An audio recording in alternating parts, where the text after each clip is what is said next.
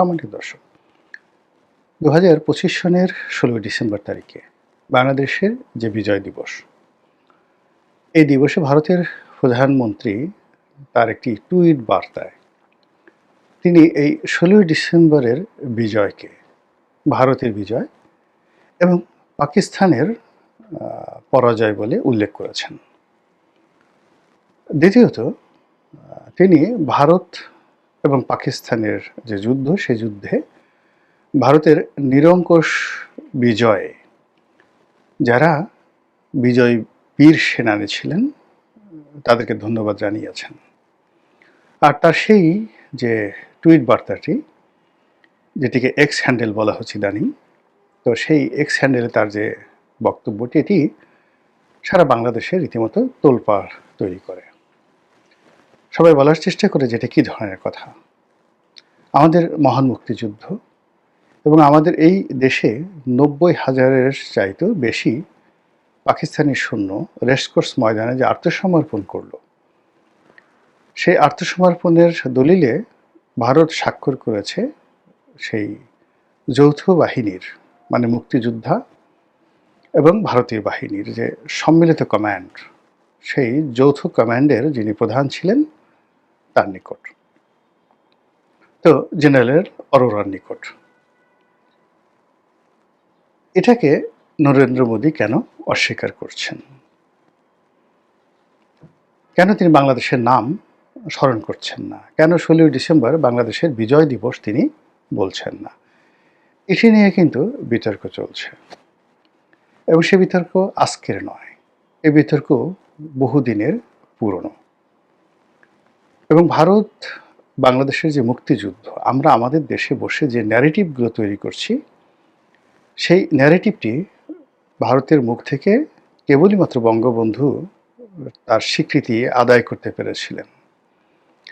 এছাড়া বঙ্গবন্ধু পরবর্তীতে যারাই ক্ষমতায় এসেছে, তারা 1971 সনের যে যুদ্ধ, সেই যুদ্ধটাকে তারা ভারত পাকিস্তান যুদ্ধ হিসেবে বর্ণনা করার চেষ্টা করছেন। এখানে বাস্তব কি ঘটেছিল সেটা আমরা বলি।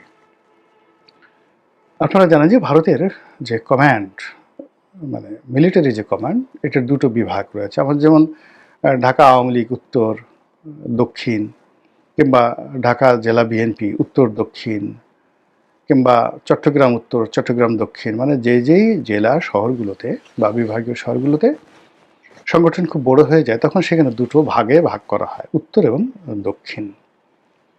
তো এভাবে কোথাও পূর্ব বা কোথাও পশ্চিম, আমাদের এই শহরের উত্তর দক্ষিণটি মানে এইভাবে আড়াআড়ি করলে সবার জন্য ভালো হয়। কিন্তু যদি এমন হতো তাহলে পূর্ব এবং পশ্চিম হিসেবে তারা ভাগ করত। তো ভারত তাদের যে সেনাবাহিনীর যে বিন্যাস, এটি মূলত দুটো কমান্ডে তারা ভাগ করেছে। একটা হলো ইস্টার্ন রিজন, পূর্বাঞ্চলীয় যে কমান্ড, যেমন আমেরিকা রয়েছে প্যাসিফিক কমান্ড, তো এরকম ভারতে রয়েছে পূর্বাঞ্চলীয় কমান্ড। এখন পূর্বাঞ্চলীয় কমান্ড বলতে আমাদের বাংলাদেশ এবং ভারতের যে 7 সিস্টার্স, এই অঞ্চলটি সেনাবাহিনীর যে কমান্ড নিয়ন্ত্রণ করে, এটা হলো পূর্বাঞ্চলীয় কমান্ড, ইস্টার্ন রিজন।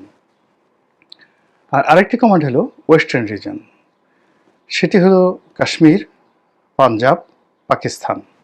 এই বেলটা যে সেনাবাহিনীর যে অংশটি থাকে, সেটিকে তারা ওয়েস্টার্ন রিজন বা ওয়েস্টার্ন কমান্ড হিসেবে ভারতীয় সেনাবাহিনী মনে করে।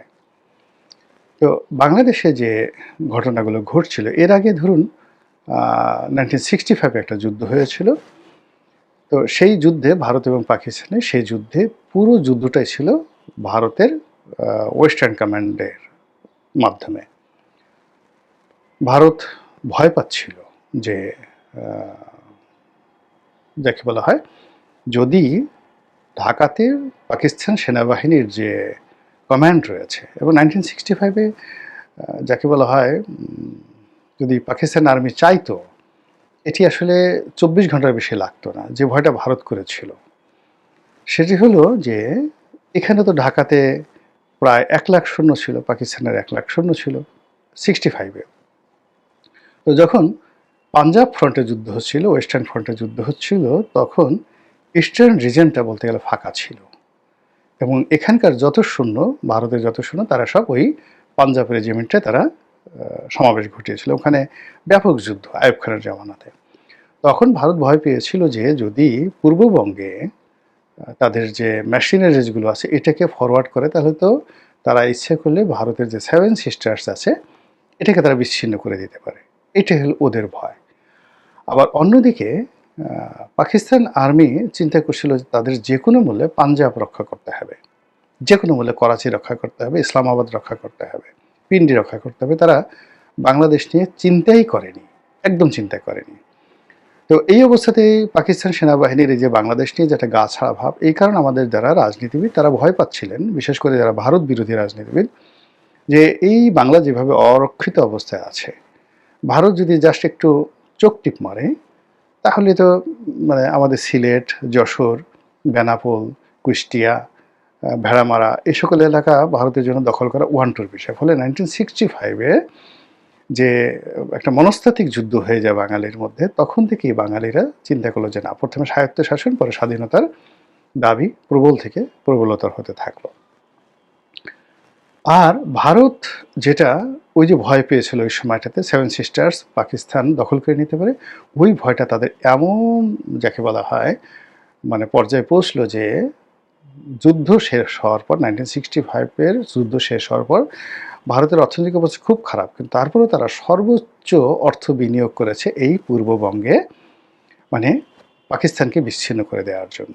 যাই হোক, যখন যুদ্ধটা অনিবার্য হয়ে পড়ল, যে যুদ্ধটা আসলে তখন কোনো রাজনীতিবিদ চায়নি, পাকিস্তান মনে করেছিল যে যেহেতু বাঙালি, ভীরু বাঙালি, তাদেরকে জুলুম অত্যাচার করলে তারা দমে যাবে। অর্থাৎ 24-এর যেভাবে দমনপীড়ন চলেছিল এবং সরকারি বাহিনী মানে আওয়ামী লীগের যারা সরকার তারা মনে করেছিল যে এটা কোনো ব্যাপার না, অতীতে বহুবার বিরোধী দলদের উপর লাঠি চার্জ করে, মামলা হামলা করে, গ্রেনেড চার্জ করে সফলতা পাওয়া গেছে, কাজেই ছাত্র যারা আছে কোনো ব্যাপারই না।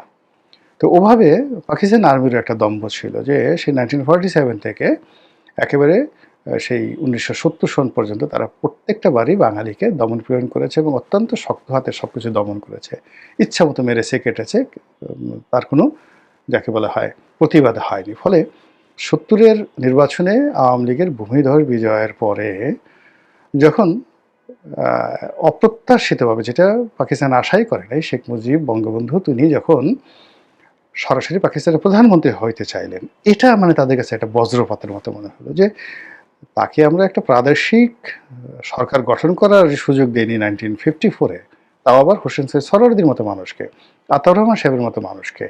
তো সেখানে বঙ্গবন্ধু শেখ মুজিবুর রহমান তিনি একেবারে পাকিস্তানের প্রধানমন্ত্রী হবেন সম্মিলিতভাবে, এটা তাদের কাছে মনে হয় যেন এখন বাংলাদেশে যদি এই যে সমস্যা হলো যে বাংলাদেশে যদি এই যে যাকে বলা হয় এখন